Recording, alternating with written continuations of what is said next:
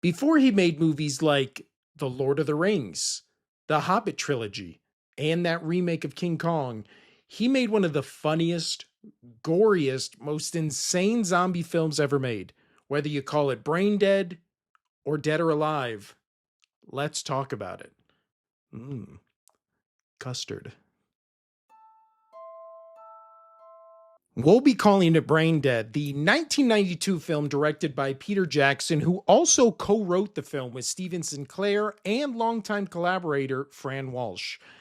The movie follows Lionel, a lad with an overprotective mother who goes on a date at a zoo with a local shopkeeper, Paquita. At the zoo, he sees his mother bit by a Sumerian rat monkey, which slowly starts to transform her into the living dead. Every synopsis I read for this movie didn't feel like it gave enough details.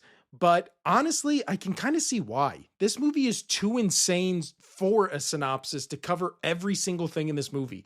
And you can forget about seeing any clips from this movie being in this review. Honestly, I don't even know how this entire movie is on YouTube.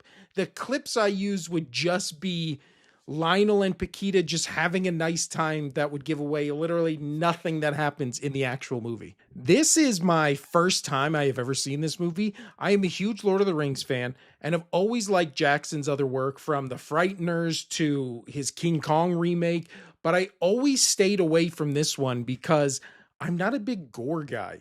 I'm not a big blood and guts guy, and I always heard that's all this movie was. So color me surprised when I watched the first half of this movie, and outside of one hand being cut off, I thought it was a delightful little meet cute story with the side plot of a man taking care of his sick mother. The music is whimsical, the shots are gorgeous, and the two leads not only have chemistry, but you just are inherently rooting for both of them. And then Lionel's mother bursts out of her grave and grabs a greaser by his dick and makes him dry hump her grave while blood spews everywhere. And it was so gratuitous and so funny that it made me laugh out loud, and we were off to the races. This is one of those movies where I could go beat for beat and plot point for plot point, but that wouldn't tell you what this movie is. You really need to see it to believe it.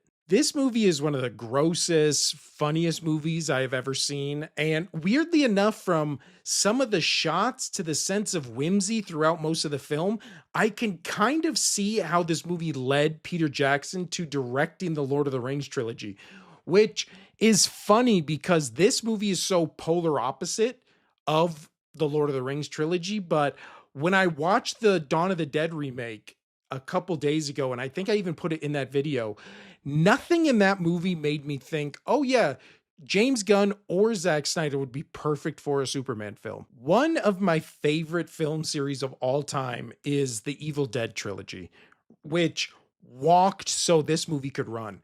It's so over the top with gore that it just becomes as funny as it is horrific.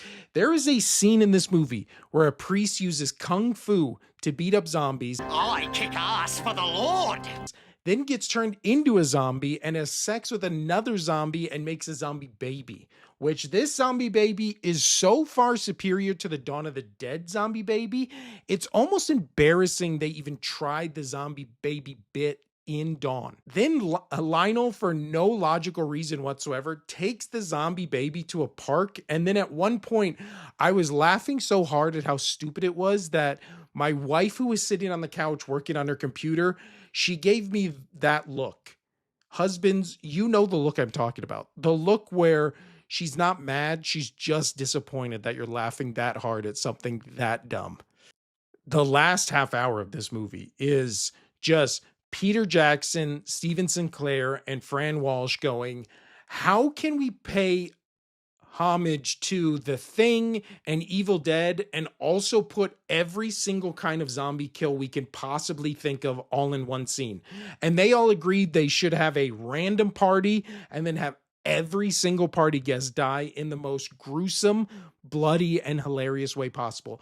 My favorite of all of them is the zombie woman who gets her head pushed into a light socket, which then electrifies her, and then she just hangs on the wall while her face is like lit up the whole movie. So much skin is ripped off, body parts are chopped off, every which way you can think of. This movie has to hold the world record for the most blood ever in a movie. It's insane how sticky, wet, and red this movie gets, and honestly, I loved every second of it. And as I said earlier, this is not usually my cup of tea, but for some reason this one, it just works.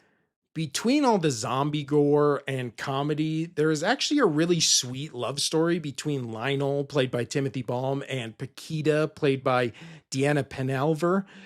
I know I butchered both those names, but there is also two fantastic villain roles played by Elizabeth Moody, who plays Mom, and Ian Watkin, who plays Uncle Les. Honestly, I can't recommend this movie enough. If you like gore, watch this movie. If you want to laugh, watch this movie. If you want to watch maybe the most ballsy movie ever made, watch this movie. Seriously, when you're watching it, you're like, how is this movie not NC-17? How am I watching this movie in its entirety on YouTube right now? How is it not flagged? How does this movie exist? But I'm so glad it does. That was day 15 of the horror hullaba boo. As we chug along this month, about to be, as of tomorrow, halfway through it.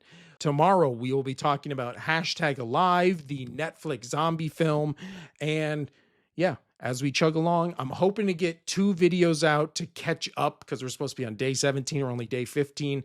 So expect 2 videos, much like yesterday, in the coming days. So stay tuned, like, comment, subscribe, all that YouTube stuff.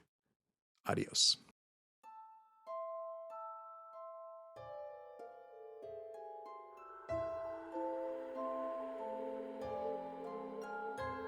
I kick ass for the Lord.